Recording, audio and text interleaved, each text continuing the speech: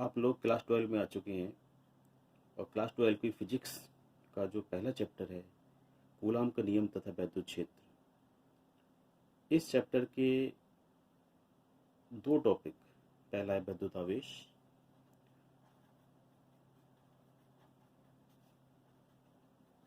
इसके बारे में हम इसका अध्ययन करेंगे और दूसरा टॉपिक लेंगे कूलाम का नियम। इस वीडियो में हम इन दोनों टॉपिक का अध्ययन करेंगे।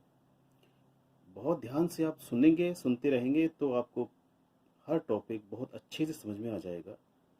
बहुत आसान भाषा में मैं आपको सिखाने का प्रयास कर रहा हूँ। आप केवल ध्यान से सुनते रहें, इस वीडियो को एक बार दो बार देखें और जो भी मैं आपको समझा रहा हूँ उस सब बातों को अपनी एक कॉपी पे नोट्स के रूप में भी इकट्ठा करते रहें। तो हम टॉपिक पे आते हैं। पहला टॉपिक है वैद्युत आवेश। कभी आपने बचपन में ऐसा किया होगा कि अपने सिर से स्केल को रगड़ते हैं और कागज के छोटे छोटे टुकड़ों के पास लाते हैं तो वो टुकड़े उस स्केल पर चिपक जाते हैं। कभी सोचा ऐसा क्यों होता है?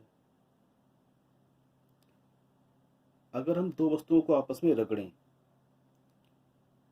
तो वो दोनों वस्तुएं आवेशित हो जाती हैं।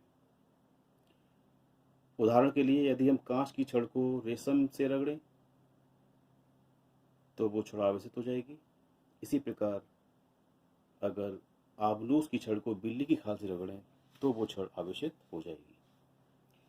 अगर कांच की छड़ को रेशम से रगड़कर दूसरी कांची की छड़ के पास लेके आए जिसे हमने रेशम से रगड़ा है तो वो दो छड़ें एक एक दूसरे से दूर चली जाती हैं।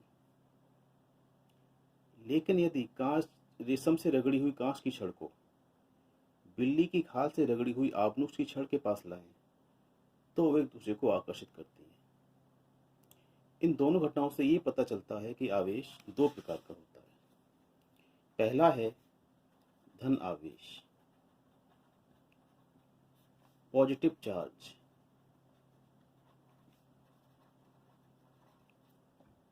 और दूसरा है ऋण आवेश, नेगेटिव चार्ज। नाम से ही जाहिर है, धन आवेश जिस वस्तु पर होगा उस वस्तु पर इलेक्ट्रॉनों की कमी होगी, क्योंकि इलेक्ट्रॉन आप जानते हैं ऋणावेशित होता है, और ऋणावेश जिस वस्तु पर होगा उस वस्तु पर इलेक्ट्रॉनों की अधिकता होगी। दोनों वस्तुओं को रगड़ने से आवेश कैसे पैदा होता है उसको समझाने के लिए मैं एक उदाहरण लेता हूं। आयन कैसे बनता है, आप ध्यान दीजिए इस पे। सोडियम Na,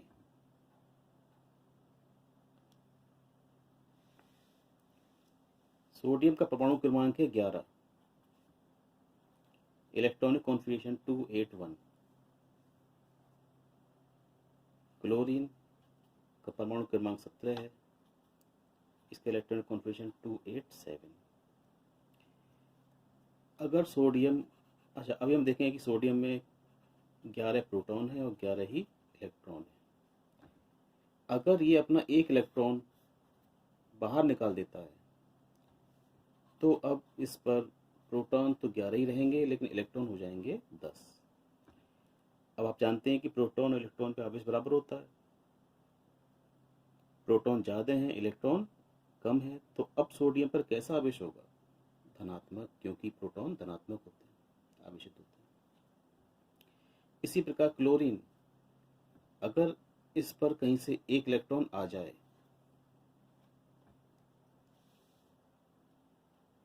तो इस पर प्रोटॉन तो 17 ही हैं, इलेक्ट्रॉन कितने हो गए अब? 18। तो उस पर माइनस का आवेश आ जाएगा क्योंकि इलेक्ट्रॉन ज़्यादा हो गए इसमें। तो अब Na+ का बनना और Cl- का बनना, इसको हम कहेंगे कि ये धनायन है और Cl- ऋणायन है। इसी प्रकार ये तो मैंने एक उदाहरण लिया आपको समझाने के लिए कि आवेश कैसे आता है, धनायन कैसे बनता है, ऋणायन कैसे बनता है। धनायन बनता है इलेक्ट्रॉन के निकल जाने के कारण उससे, और ऋणायन बनता है इलेक्ट्रॉन के आ जाने के कारण। इसी प्रकार हम दो चालकों को आपस में रगड़ें तो एक चालक से इलेक्ट्रॉन दूसरे चालक पर स्थानांतरित हो जाते हैं। जिस चालक से इलेक्ट्रॉन जाते हैं वो चालक धनात्मक हो जाता है, और जिस चालक पर इलेक्ट्रॉन आ जाते हैं वो ऋणात्मक हो जाता है। यानी दूसरे शब्दों में कहा जाए कि जिस चालक पर इलेक्ट्रॉनों की कमी होती है उस चालक को हम धनावेशित कहेंगे, और जिस चालक पर इलेक्ट्रॉनों की अधिकता होती है उस चालक को हम ऋणावेशित कहेंगे, नेगेटिव चार्ज।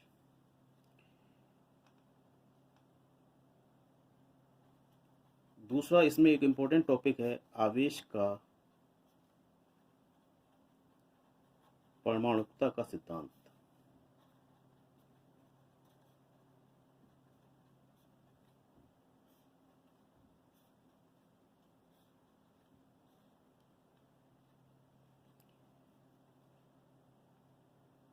ये सिद्धांत ये बताता है कि किसी चालक पर आवेश E का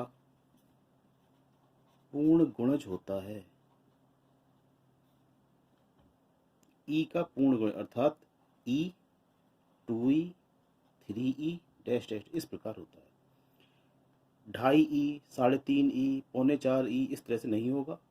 ये कहलाता है आवेश का परमाणुकता का सिद्धांत। E आवेश है, ये प्रोटॉन का भी हो सकता है, इलेक्ट्रॉन का भी हो सकता है। इसका जो मान है 1.6 × 10⁻⁻19 कूलाम।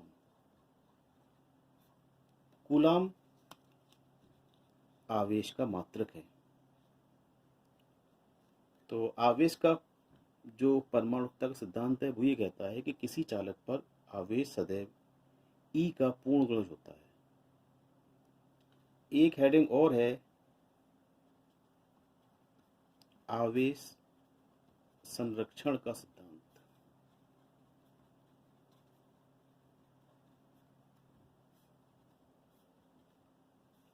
इस सिद्धांत के अनुसार आवेश ना तो उत्पन्न किया जा सकता है और ना ही नष्ट किया जा सकता है।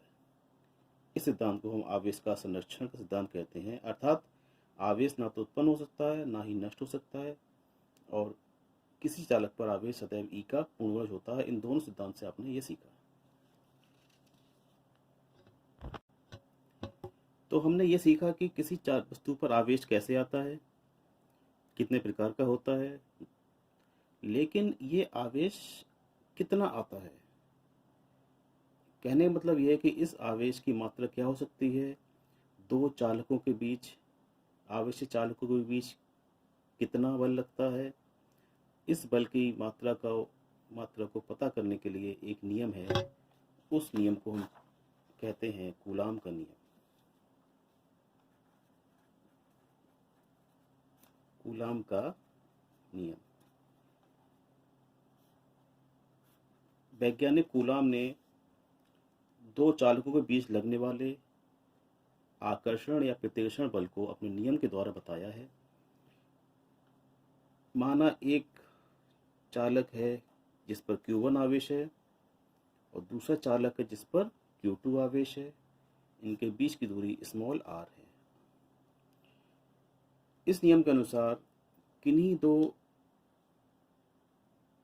स्थिर बिंदु आवेशों के बीच लगने वाला आकर्षण या प्रतिकर्षण का बल, अब यहाँ पे ध्यान देना होगा आपको, दोनों तरह के बल लग सकते हैं, आकर्षण का या प्रतिकर्षण का।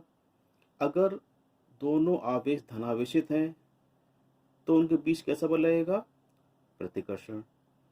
यदि दोनों आवेश ऋणावेशित हैं तो उनके बीच कैसा बल लगेगा, प्रतिकर्षण। लेकिन अगर एक धनावेशित है और एक ऋणावेशित है तो उनके बीच कैसा बल लगेगा, आकर्षण का।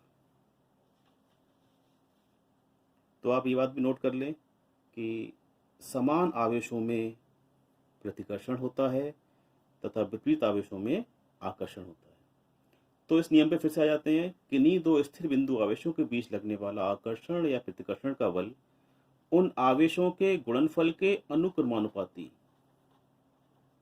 F प्रीपोर्शनल Q1 Q2 तथा उनके बीच की दूरी के वर्ग के व्युत्क्रमानुपाती होता है, F प्रीपोर्शनल 1/r²। या इन दोनों बातों को इकट्ठा लिख सकते हैं, F proportional Q1 Q2 upon r square. Equal sign लाएंगे तो एक कांस्टेंट के आ जाता है, Q1 Q2 upon r square. के एक नियतांक है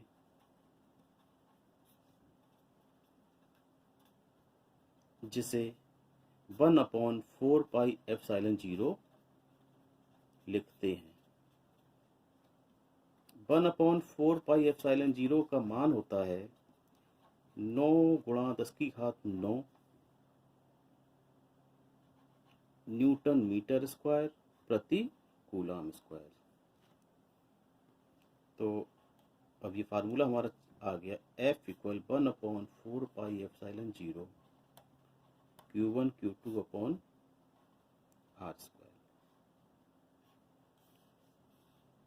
ये कूलम का नियम है और ये कूलम के नियम द्वारा फार्मूला आया है। इस सूत्र के द्वारा हम दो आवेशों के बीच जो r दूरी पर रखे हुए हैं लगने वाले आकर्षण या प्रतिकर्षण बल को हम ज्ञात कर सकते हैं। बल का मात्रक आप जानते ही हैं, न्यूटन। ε0 को निर्वात की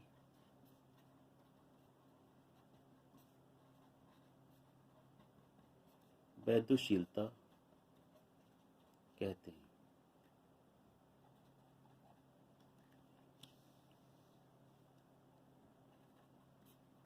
इसका मान 8.85 × 10⁻12